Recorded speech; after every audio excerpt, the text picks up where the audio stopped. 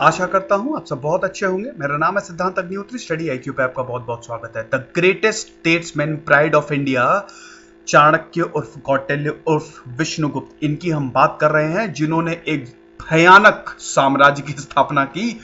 बहुत बड़ा साम्राज्य था ये आज तक का भारत में, जिसने पूरे के पूरे भारत पे, भारत से वैसे अगर आज के एक्सटेंट की बात करें तो भारत के बाहर, जो कि पाकिस्तान का भी पूरा क्षेत्र इंक्लूड करता है और उसके बियॉन्ड भी, इसको एस्टैब्लिश करने में इनका सबसे बड़ा रोल था। किंग मेकर थे भैया, ठीक है। इनकी हम बात कर रहे हैं। सबसे पहला सेंट्रल ब्यूरोक्रेटिक सिस्टम इन्होंने एस्टैब्लिश किया था। अर्थशास्त्र में पूरा का पूरा उल्लेख मिलता है किस तरह से सरकार को चलानी चाहिए, कैसे करप्शन को कंट्रोल करना चाहिए, ऑफिसर्स को कैसे होना चाहिए, अगर कॉन्फ्लिक्ट होते हैं शास्त्रों में और जो जुडिशियल सिस्टम है तो किसकी बात माननी चाहिए, सारी की सारी चीजें चाणक्य ने बताई थी, डाउट्स क्लियर किए थे। और सबसे बड़ी बात, इन्होंने एक ऐसे राज्य की कल्पना की थी और उसी को देखते हुए अपनी अर्थशास्त्र लिखी थी जिसमें खुशहाली हो और इक्वालिटी हो, ठीक है। तो हम उनके बारे में जान रहे हैं। पार्ट 1 ऑलरेडी अपलोड हो चुका है, जरूर सुनिएगा उसे। ये उसका भाग 2 यानी कि पार्ट 2 है। कोई भी क्वेरी हो मेरे फेसबुक पेज से _education कनेक्ट पे आप पूछ सकते हैं, मैं आंसर करूंगा। हमारे पेन ड्राइव कोर्सेस सारे के सारे एग्जाम्स के लिए अवेलेबल हैं, चाहे वो एसएससी हो, बैंक हो, यूपीएससी हो। भैया आरबीआई ग्रेड बी की तो नोटिफिकेशन आ गई है, बहुत इंपॉर्टेंट एग्जाम है। तो सारे के सारे एग्जाम्स के लिए हमारे पेन ड्राइव कोर्स अवेलेबल है, इनको अवेल कीजिए। इन नंबर्स पे आप कॉल कर सकते हैं या फिर वेबसाइट भी विजिट कर सकते हैं जानकारी के लिए। तो अभी तक हमने क्या देखा था कि चनन और चनेश्वरी इनके माता पिता हैं, क्योंकि चाणक्य के सोर्सेज बहुत ही लिमिटेड हैं। 2 वर्जन्स मेनली हम बिलीव करते हैं, एक जैनिज्म है, ठीक है, और एक महावंशा जो कि बुद्धिज्म है, ठीक है। तो ये 2 वर्जन्स हैं। फिर मुद्र राक्षस के प्ले और भी चीजें, कश्मीरी वर्जन है, तो उसमें भी हम जाते हैं, देखते हैं, तो वहां पे हमको कौटिल्य यानी कि चाणक्य का नाम मिलता है। फिर 1905 में अर्थशास्त्र की डिस्कवरी से यह पता लग जाता है कि ये गजब के फिलोसोफर भारत में थे। 350 बीसी ऐसा बोला जाता है कि इसी के अराउंड इनका जन्म हुआ था। ऑथेंटिसिटी है, मतलब पूरी तो नहीं, हमको और भी देखना पड़ेगा, रिसर्च हमेशा चलती रहती है, तो देखते हैं क्या होता है, क्या निकलता है। तो 350 बीसी में इनका जन्म होता है और ऐसा बोला जाता है कि इनके पूरे के पूरे दांत प्रेजेंट थे जब इनका जन्म हुआ था। तो ये पहले से ही प्रेडिक्ट, भविष्यवाणी कर दी गई थी, चाणक्य बहुत बड़े लीडर बनेंगे, बहुत बड़े राजा बनेंगे, नहीं तो ये किंग मेकर बनेंगे, एक बहुत बड़े साम्राज्य की स्थापना करेंगे जो इन्होंने की, ठीक है। तो भैया 16 जनपद थे, महाजनपद थे 16, जिसमें भारत डिवाइडेड था। मगध सबसे ज्यादा ताकतवर था उस समय, नंद डायनेस्टी का रूल था, महापद्मनंद फाउंडर थे। और धनानंद जब चाणक्य मौर्य साम्राज्य को लेके आए थे तो धनानंद आखिरी रूलर थे, इनको ओवरथ्रो किया था, ठीक है। कहानी कुछ ऐसी थी कि भयंकर तरीके से धनानंद ने बेइज्जती की थी चाणक्य की और भगा दिया था उनको अपने दरबार से। और उस समय लोग भी बहुत त्रस्त थे, जिस तरह से नंद डायनेस्टी के रूलर्स रूल करते थे, बहुत ही ज्यादा परेशान थे, काफी ऑपरेसिव रूलर थे ये, बहुत टैक्स करते थे और दिक्कतें पैदा करते थे। तो कौटिल्य ने इनको पूरी तरह से मतलब चंद्रगुप्त मौर्य की हेल्प से, चंद्रगुप्त मौर्य के बारे में बोला जाता है काफी मतलब ये भी लोग कम्युनिटी से आते थे, हालांकि ये ऑलरेडी राजा थे, लेकिन खैर ये अलग स्टोरी है कि किस तरह से इनके पिताजी को मार दिया था और फिर हंटर ने इनको पाला था और फिर उसके बाद पबाता से इनकी कॉन्फ्लिक्ट हुई थी और दोनों के बीच में भयंकर पावर स्ट्रगल हुई थी और अल्टीमेटली चंद्रगुप्त मौर्य जीते। वो जब मैं चंद्रगुप्त मौर्य के बारे में बताऊंगा आपको तो फिर मैं पूरे डाउट्स क्लियर करूंगा, ठीक है। अभी हम कौटिल्य तक अपने आप को सीमित रखते हैं, ठीक है। तो महाजनपद में डिवाइडेड था, भयंकर तरीके से क्लैश हुआ मगध में, पाटलिपुत्र, वहां से चंद्रगुप्त फिर वापस आए, मतलब चंद्रगुप्त ने पूरा का पूरा ये थ्रोन ऑक्यूपाई की और चंद्रगुप्त चक्रवर्ती सम्राट बन गए, ठीक है। और फिर ये बिंदुसार को पास हुई, फिर सम्राट अशोक जो एक और बहुत महान राजा वहां से पास हुई, ठीक है। उसके बाद फिर अशोक के बाद कोई बहुत बड़ा सक्सेसर नहीं था और ये फिर डायनेस्टी जो है वो डिक्लाइन हो गई। सबसे बड़ी डायनेस्टी थी अभी तक जिसने पूरा का पूरा रूल किया, चोल अंपायर को छोड़कर सब कुछ इनके पास था।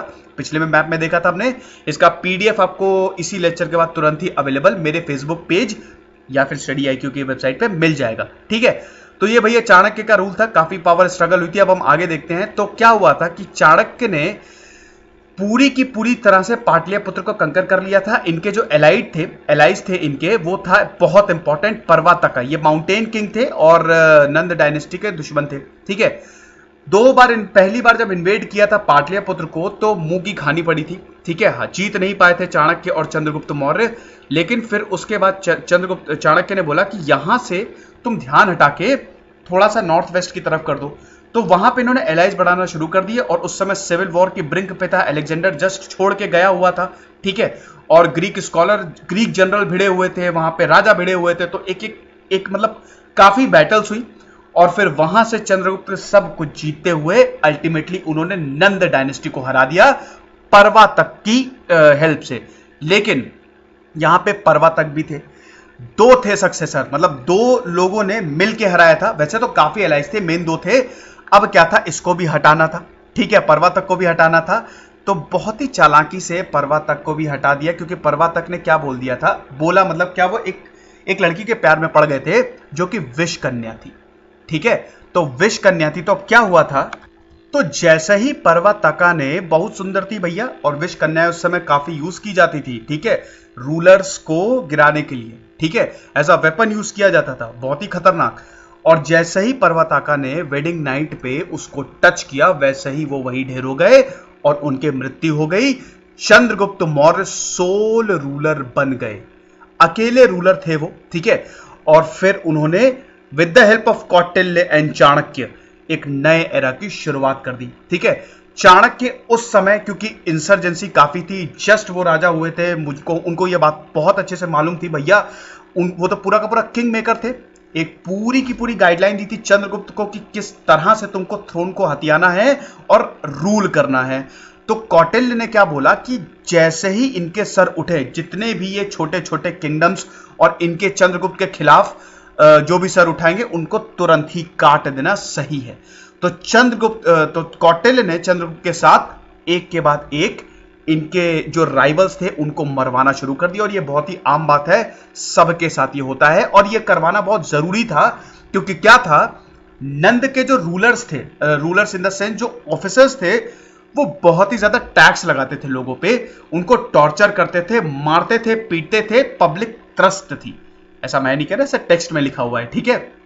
तो पब्लिक ट्रस्ट थी, उनको तुरंत ही बदलाव चाहिए था और ये चीज ऑलरेडी भांप ली थी। पाटलियापुत्र आते आते उन्होंने ये चीज देख ली थी, जब चाणक्य नंद डायनेस्टी में आए थे, मतलब नंद कोर्ट में आए थे, तो उन्होंने ये चीज देख ली थी कि किस तरह का रूल है वहां पे, कितना ब्रूटल रूल है। तो इसी को जड़ से उखाड़ने के लिए उन्होंने पूरा षड्यंत्र रचा और फिर एक के बाद एक उन्होंने सब कुछ साफ कर दिया और अल्टीमेटली पूरा का पूरा भारत जो था वो इंसर्जेंसी फ्री हो गया और चंद्रगुप्त मौर्य सेंट्रल एडमिनिस्ट्रेटर हो गए। प्राइम मिनिस्टर कौन हो गए, कौटिल्य। मोनार्की स्टैब्लिश कर दी उन्होंने, ठीक है। और यही जूलियस सीजर भी मानते थे, शायद उन्होंने उस समय अर्थशास्त्र पढ़ी हो, क्या पता। जोक्स अपार्ट, हंसते रहना चाहिए भैया, ऐसे मुंह मत बनाओ, ठीक है। तो ये चीज है। तो फिर क्या हुआ कि अब अगला स्टेप उन्होंने लिया, ठीक है, एडमिनिस्ट्रेशन बहुत अच्छे से करना है, तो इसके लिए किस तरह से एडमिनिस्ट्रेट करना चाहिए, सप्तांग दिए, ठीक है। 7 ऐसे तरीके, 7 ऐसे ऑफिशियल्स और 7 चीजों को हमको फॉलो करना है। एक बहुत ही ब्रॉडर वे ऑफ, बहुत ही ब्रॉडर पर्सपेक्टिव कौटिल्य ने रखा था एडमिनिस्ट्रेशन का, जो कि आज का प्रेजेंट मॉडल है, उस समय रख दिया था। और ब्रिटिशर कहते हैं कि भैया भारत का कोई मॉडल ही नहीं था, कमाल की बात है भैया। तो ये सारी चीज थी। अब इसमें क्या होता है कि जैन मॉन्क्स को काफी चैरिटेबल वर्क्स भी करते हैं, ऐसी बात नहीं है, ठीक है। जैन मॉन्क्स के काफी फेवरेट थे कौटिल्य, क्योंकि बहुत ज्यादा चैरिटी करते थे, ठीक है। इसीलिए जैनिज्म में इनका बहुत अच्छे से उल्लेख किया जाता है। और भैया हेमचंद्र ने जो लिखी है बुक परिशिष्ट परवान, उसमें तो बहुत ही अच्छे से चंद्रगुप्त का उल्लेख है, इनका नाम पाया जाता है, ठीक है। तो ये चीज थी। तो अब क्या होता है, फिर पूरा का पूरा ये पूरी की अलग ही स्टोरी है। चंद्रगुप्त मौर्य की बायोग्राफी में मैं इसको कवर करूंगा, यहां पे मैं नहीं करूंगा, ठीक है। तो चंद्रगुप्त मौर्य पूरा अपना एक्सपेंशन में बिजी होते हैं, इंडिया को कवर करने में। वहीं इनके एक बेटा हो जाता है बिंदुसार। तो बिंदुसार जो थे ना, वो चाणक्य की आंखों के तारे थे, बहुत ज्यादा प्यार करते थे भैया, गोद में खिलाया था, सामने उनका जन्म हुआ था। लेकिन इसी बिंदुसार ने एक पागल इंसान की बातों में आके, ऐसा टेक्स्ट में बोला गया है, ठीक है, एक पागल इंसान की बातों में आके चंद्रगुप्त चाणक्य को बहुत बड़ा आघात किया। कहानी यह है कि चाणक्य जो थे उस समय क्या था कि चंद्रगुप्त मौर्य भले ही राजा थे, लेकिन खतरे बहुत थे, इतना आसान नहीं था। देखिए, आप किसी थ्रोन को ऑक्यूपाई करते हैं, बने रहना बहुत ही मुश्किल है, क्योंकि 50 आंखें होती हैं और सब के सब सांप है, किसको आप करेंगे, किसको रोकेंगे। तो चाणक्य ये पूरी की पूरी चीजें देखते थे, ठीक है, और क्या करते थे कि हर तरीके से चंद्रगुप्त को प्रोटेक्ट करते थे। उनका एक बहुत ही स्मार्ट तरीका था कि उनको पता था कि बहुत सारे दुश्मन है, चंद्रगुप्त के खाने में जहर मिलाकर उनको मारा जा सकता है, तो छोटी छोटी छोटी डोजेस देते थे पॉइजन को चंद्रगुप्त को, पॉइजन की चंद्रगुप्त को, ठीक है, जहर की चंद्रगुप्त को उनके खाने में मिला के देते थे। एक दिन क्या हुआ, रानी दुर्धरा ने, ठीक है, जो कि चंद्रगुप्त की वाइफ थी और बिंदुसार की माता जी थी, माँ थी, उन्होंने खा लिया और बहुत बड़ी प्रॉब्लम हो गई क्योंकि पॉइजन स्ट्रांग था, उसका छोटा सा भी, अब चंद्रगुप्त तो आदि हो गए थे, उनकी बॉडी पूरी की पूरी उसकी आदि हो गई थी, लेकिन दुर्धरा की बॉडी बिल्कुल भी हैबिचुअल नहीं थी और वहीं ढेर हो जाती है वो, ठीक है। लेकिन उस वक्त बिंदुसार उनके पेट में होते हैं, अब बड़ी प्रॉब्लम होती है, तो चाणक्य अपना प्रेजेंस ऑफ माइंड यूज करके उस बेली को कट करके बिंदुसार को मतलब निकालते हैं, ठीक है। तो इस तरह से बिंदुसार का जन्म होता है, ठीक है। वहां पे काफी नर्सेज होती हैं, लेकिन क्या है कि इसी बात का यूज करके एक बहुत ही श्रूड इंसान, चालाक इंसान, सुबंधु, ये कौन होता है, ये एक मिनिस्टर्स होता है, ठीक है, एक वन ऑफ हिज मिनिस्टर होता है बिंदुसार का। देखिए क्या है कि ये जो लेगेसी है ना पास होती गई, चंद्रगुप्त मौर्य ने जैनिज्म को अपना लिया, बोला कि भैया बहुत हो गया, ठीक है, और मैं अब जैन मॉन्क की तरह जीऊंगा, ठीक है। और जो डेथ हुई थी ना चंद्रगुप्त मौर्य की, काफी दर्दनाक हुई थी, ठीक है, बहुत ही बुरी तरह। तो उन्होंने बोला कि अब मैं जैनिज्म अपनाऊंगा, तो पूरी की पूरी जो थ्रोन थी वो बिंदुसार के पास चली गई ऑटोमेटिकली, भाई बेटे थे उनकी, मोनार्की थी, ठीक है। अब बिंदुसार के पास जब गई तो कौटिल्य जो थे वो बिंदुसार के भी मिनिस्टर रहे। चंद्रगुप्त को उन्होंने पूरा का पूरा ग्रूम किया था। ऐसा बोला जाता है कि जब चंद्रगुप्त मौर्य जा रहे थे एज अ जैन मॉन्क, तो जंगल तक कौटिल्य भी उनके साथ थे, काफी इमोशनल मूवमेंट रहा होगा ये, ठीक है। तो बिंदुसार के साथ भी कौटिल्य थे और उनको भी पूरा गाइड किया। तो सुबंधु और काफी लोग ये सोचते थे कि ये जो इंसान है कौटिल्य, चाणक्य, इसकी बात बहुत मानता है बिंदुसार, भाई ये क्या बात है, हम क्या पागल हैं यहाँ पे। तो बहुत ही चालाकी से उन्होंने स्ट्रैटेजी रची। सुबंधु ने ये बोला इसी बात का फायदा उठा के कि आपकी जो माता है ना, उनका सोल कारण चाणक्य है, उनकी वजह से आपकी माता जी की मौत हुई है, क्योंकि जो पेट है उसको काट दिया था उन्होंने और बहुत ही बुरी हालत की थी, चाणक्य ने आपकी मां को मारा है। अब बिंदुसार ने बोला कान के कच्चे, कंफर्म किया, ये बात सच निकली। दिमाग खराब हो गया बिंदुसार का, कंफर्म जब चाणक्य से किया। चाणक्य को बहुत ज्यादा दुख होता है क्योंकि बहुत ज्यादा प्यार करते थे, अपने सामने देखा था उनको पैदा होते हुए, और जब चाणक्य ये सारे के सारे आरोप उन पे लगाते हैं, बहुत ज्यादा दुख होता है। तुरंत ही चाणक्य अपनी पोस्ट से रिजाइन दे देते हैं, इस्तीफा ही होगा उस समय, और वो बोलते हैं कि ऐसा है, मुझे कुछ नहीं चाहिए और मैं इसी वक्त अपने पद को त्यागता हूं, और रिटायर हो जाते हैं, जंगल में चले जाते हैं।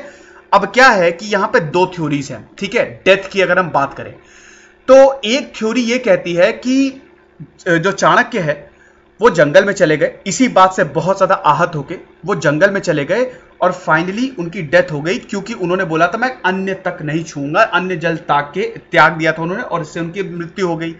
एक थ्योरी ये कहती है कि ऐसा नहीं था, बिंदुसार को यह रियलाइज हुआ क्योंकि उनकी जो नर्स थी दुर्धा, उस समय उनके साथ थी, दुर्धरा के साथ, तो उन्होंने ये उनको बताया कि ऐसा नहीं था महाराज, जो रियल स्टोरी थी वो बिंदुसार को उन्होंने नरेट की कि पॉइजन उन्होंने खा लिया था और इसकी वजह से उनका पेट जो है वो चीरना पड़ा था, वरना आपकी भी मृत्यु हो जाती है, आप यहां पे नहीं आते। तो बिंदुसार को ये एहसास हुआ, चाणक्य के पास गए, बहुत उन्होंने कन्विंस किया, हाथ पैर जोड़े, सुबंधु ने भी कन्विंस किया, दोनों को माफ कर दिया, लेकिन सुबंधु यहां पे बहुत ज्यादा चालाक निकला, दोनों को माफ कर दिया। सुसाइड मिशन पे थे चाणक्य, सुसाइड उन्होंने अपना छोड़ दिया, बोला ठीक है मैं अन्न जल मतलब ग्रहण करूंगा, लेकिन सुबंधु ने बहुत ही टैक्टिकली चाणक्य को आग लगा दी, उनके पूरे के पूरे जहां पे जिस एरिया में वो थे उसको आग लगा दी, इसमें चाणक्य जल के मर गए। लेकिन सुबंधु जो था वो बहुत ही चालाकी से उनके घर जाता है, सोचता है कि भैया मिनिस्टर रहा है। एक चीज और बता दूं, चाणक्य बहुत ही सिंपल इंसान थे, उनको कभी दौलत नहीं चाहिए थी, वो भले ही बहुत बड़े मिनिस्टर हो गए, किंग मेकर हो गए, लेकिन वो एक कुटिया में सोते थे और बहुत ही सिंपल इंसान थे, ठीक है। तो ये चीज वैसे तो मैक्सिमम लोगों में आप देखेंगे जो बहुत महान हुए हैं ना, हेनरी फोर्ड, उनमें भी यही थी, आज तक के सबसे बड़े इंडस्ट्रियलिस्ट रहे हैं, लेकिन बहुत ही सिंपल इंसान थे, पढ़े लिखे नहीं थे। क्या आप विश्वास करेंगे, कार के निर्माता पढ़ा लिखा नहीं था, ठीक है। उनकी बायोग्राफी में बहुत जल्द लेके आने वाला हूं, तो उस पर हम फिर बात करेंगे, ठीक है, क्या पता अगली ही हो, है ना। तो चाणक्य जो थे वो काफी सिंपल इंसान थे। तो सुबंधु तुरंत उसके घर जाता है, चाणक्य के घर जाता है, और ये देखता है कि भैया मिनिस्टर था, ये राजा के दरबार में मिनिस्टर था, तो जरूर इसने सोना छुपा के रखा होगा। भैया चाणक्य है, उनका दिमाग बहुत तेज है, ठीक है। तो उन्होंने क्या किया था चाणक्य ने कि जो लॉक था घर का, 100 चाबी उसमें थी, ठीक है। 100 चाबियों से 100 में से एक चाबी थी जिससे लॉक खुलता है, तो उसने लॉक खोला, ठीक है। एक तुरंत ही परफ्यूम, एक पॉइजन टाइप का उसके मुंह पे आता है और सामने वो एक नोट देखता है जिसमें यह लिखा होता है कि जो भी इस परफ्यूम को सूंघेगा उसके साथ दो चीजें होगी, या तो उसकी मृत्यु हो जाएगी या फिर उसको मॉन्क बनना पड़ेगा, ठीक है। ये स्टोरी है, ये दूसरा वर्जन है, ठीक है। तो अब क्या होता है, सुबंधु उसको देख लेता है, वो एक इंसान को पकड़ता है, उसको परफ्यूम सुंघाता है। क्या होता है, सुंघाने से पहले उस इंसान को पहले वो बहुत ही ज्यादा समझाता है, बुझाता है, उसको खूब खाना खिलाता है, खूब लग्जरी देता है और उसको पास लेके आता है, फिर उसको परफ्यूम सुखाता है, उसकी डेथ हो जाती है। और जैसा कि उस नोट में लिखा रहता है, वो एक्चुअली श्राप होता है, ठीक है। उस नोट में लिखा रहता है सुबंधु मॉन्क बन जाता है, जैन मॉन्क बन जाता है और फिर वहां पे सारी की सारी राजपाट छोड़ के वो चला जाता है, ठीक है। तो ऐसे सुबंधु का एंड होता है, मरता नहीं है, सुबंधु का एंड होता है, ठीक है। तो ये दो वर्जन्स है, इन दोनों वर्जन में से कोई भी सही हो सकता है कोई सही ना भी हो, ऐसा जितना टेक्स्ट में लिखा गया है वही है, ठीक है। अब वो तो देखेंगे ही जैसे जैसे हिस्ट्री खुलती जाती है क्या क्या सामने आता है। तो ये सारी चीजें थी, ठीक है। तो हालांकि बिंदुसार को बहुत ज्यादा दुख होता है और अपने आप को भी काफी वो कोसते हैं कि ऐसा क्यों हुआ और मैंने क्यों किया, ठीक है। तो ये चीज थी। तो यहां पे ग्रेट थिंकर का एंड होता है। अब हम अर्थशास्त्र की बात कर लेते हैं भैया। अब तक का सबसे जबरदस्त इकोनॉमिक्स, ना सिर्फ economics, politics, economics, state administration, federal system, diplomatic relations, sociology, हर एक चीज अर्थशास्त्र में मिलती है। इसका जबरदस्त कंपाइलेशन है। 1905 में मैसूर के प्रोफेसर आर रामशास्त्री ने इसको फाउंड किया था, मतलब रीडिस्कवर किया था, क्योंकि डिसअपियर हो गई थी, खो गई थी, ठीक है। 1200 तक तो थी, ठीक है, 12th सेंचुरी तक तो थी, लेकिन उसके बाद ये कहीं खो गई और फाइनली आर रामशास्त्री को ये मिली, ठीक है। तो ये चीज थी और इसको फिर इंग्लिश में पब्लिश किया 1915 में और 1909 में। अब तो ये नेट पे भी अवेलेबल है फ्रीली, आप उसको पढ़ सकते हैं।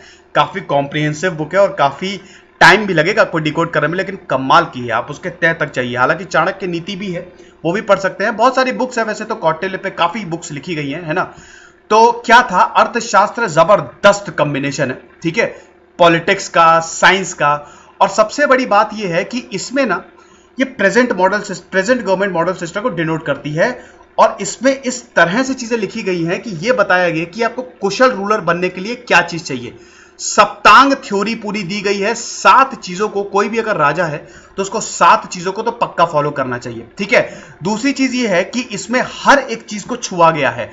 एग्रीकल्चर है, करप्शन है, माइनिंग, मेटल्स, एक एक चीज को छुआ गया है और बताया है कि इकोनॉमी कैसे प्रोग्रेस करे। भैया तभी तो मौर्य साम्राज्य इतना महान कैसे बन गया। उसने क्यों, अगर मौर्य साम्राज्य नहीं होता तो हो सकता है भारत के टुकड़े होते, 16 के 16 या और भी कंट्री में डिवाइड होता, लेकिन मौर्य ने पूरा का पूरा यूनाइट रखा इस कॉन्टिनेंट को, ठीक है, मतलब इस लैंड मास को, ठीक है। तो ये बहुत बड़ी बात है। तो ये इसलिए क्योंकि कौटिल्य का विजन इतना जबरदस्त था, है ना। तो सप्तांग की हम बात करते हैं तो ये डॉक्ट्रिन है, 7 प्राकृतिज उनको बोला गया है। सबसे पहले क्या बोला जाइए, एक चीज और बोली थी चाणक्य ने कि राजा को कभी 4.5 घंटे से ज्यादा नहीं सोना चाहिए, ठीक है। तो इसमें एक एफिशिएंट रूल, एक सरकार को चलाने के लिए 7 चीजें जरूरी है। सबसे पहले मैं प्रेजेंट भी कंपेयर करता जाऊंगा कि आज के प्रेजेंट रूल में इनको क्या बोला जाता है। एक स्वामिन होना चाहिए, ठीक है। स्वामिन मतलब जैसे आज के पीएम हो गए, प्रेसिडेंट हो गए, फिर अमात्य जिसको मिनिस्टर, जो कि आज के मिनिस्टर्स हैं, ठीक है। उसके बाद जनपद होने चाहिए जहां के लोग, जहां पे एक तरह के स्टेट्स, ठीक है, जहां पे लोग सेटल हो सके। फिर बहुत इंपॉर्टेंट दुर्ग, एक ऐसी कैपिटल, एक ऐसा फोर्ट जिसको कोई अटैक ना कर सके, बाहर से बिल्कुल प्रॉपर डिफेंस हो और व्यक्तियों की सुरक्षा हो। अब भैया व्यक्तियों की सुरक्षा करेगा कौन, दंड, आर्मी, जिसको आज की हम पुलिस और जो हमारी डिफेंस फोर्सेस हैं उससे भी हम कंपेयर कर सकते हैं। फिर सरकार को चलाने के लिए कोष होना चाहिए, ट्रेजरी जिसको हम बोलते हैं। और उसके बाद फिर मित्र देश, डिप्लोमैटिक रिलेशंस हमको रिस्टोर करने हैं। तो आप देख सकते हैं ना, ये 7 चीजें कितने साल पहले, आज तो हर देश का यही मॉडल है और 2300 साल पहले थी, ठीक है। तो इसी से इतने महान साम्राज्य की स्थापना हुई। उसके बाद आप देख सकते हैं ये कॉम्प्रिहेंसिव लिस्ट है और एग्जाम में पूछ सकते हैं भैया ठीक है। तो एसएससी के एग्जाम्स में 10+2 या फिर सीजीएल के एग्जाम में तो काफी बार इस तरह के जो क्वेश्चन है वो पूछ लिए जाते हैं कि सेनापति का क्या मतलब था, या नगरक उस समय कौन होता था मौर्य साम्राज्य में। ठीक है, तो ये आप देख सकते हैं, ये इनका डिवीजन है। ठीक है, कि किस तरह से एडमिनिस्ट्रेशन करना चाहिए। एक राजा होना चाहिए, सेनापति, नगरक। ठीक है, डिवीजन ऑफ एडमिनिस्ट्रेशन, ब्यूरोक्रेसी होनी चाहिए और उसमें करप्शन नहीं होना चाहिए। करप्शन, अब ये बहुत बड़ी प्रॉब्लम थी। उन्होंने ये बोला था कि मतलब जब लोग बोलते थे कि सर करप्शन तो होगा ही, इसको कैसे करें। करप्शन एक बहुत ही खराब चीज है, लेकिन वो पकड़ में इतनी जल्दी नहीं आती है। हमको बहुत ही ज्यादा इन चीजों पे सावधानी बरतनी चाहिए, और ये एक ऐसी चीज है जो कहीं से भी स्टार्ट हो सकती है। तो इसके लिए ऑडिटिंग होनी चाहिए, ट्रांसफर्स होने चाहिए फ्रीक्वेंटली एक डिपार्टमेंट से दूसरे डिपार्टमेंट। तो ये चाणक्य ने बोला था। वैसे तो चाणक्य ने बहुत कुछ बोला था उनकी नीति में, और उनकी शिक्षा बहुत ज्यादा अटल है। ठीक है, बहुत ही गजब है। ठीक है, बिल्कुल मैं उनकी अर्थशास्त्र और चाणक्य नीति दोनों का रिव्यू बहुत जल्दी लाऊंगा। फिर मंत्री होने चाहिए, हर एक पूरा का पूरा ये खाका है कि किस तरह से सरकार को चलनी चाहिए और एडमिनिस्ट्रेशन को चलना चाहिए। तो ये मेरे लेक्चर का एंड है। चाणक्य के बारे में मैंने सब कुछ कवर किया है। एक जस्ट था, एक समरी थी। अगला जो लेक्चर होगा वो बहुत ही जबरदस्त होने वाला है, क्योंकि भैया एक गजब के इन्वेंटर पे मैं वो लेक्चर करने वाला हूं। ठीक है, इन्होंने एक रेवोल्यूशन ला दिया था। फिलहाल जहां तक भारत के किंग्स की बात है, तो अगले चंद्रगुप्त मौर्य होंगे, बोलने की जरूरत नहीं है। मैं उन पे रिव्यू करूंगा और फिर हम और अच्छे से चीजों को एक्सप्लोर करेंगे। आशा करता हूं ये आपको लेक्चर पसंद आया होगा। मेरे आइडल हैं चाणक्य, बहुत सी ऐसी टीचिंग्स हैं जिनसे बहुत कुछ सीखने वाला है। जरूर एक्सप्लोर करिएगा। ठीक है, तब तक खुश रहिए, पढ़ते रहिए। दिस इज सिद्धांत Agnihotri signing off, and share जरूर कर दीजिएगा। Thank you so much.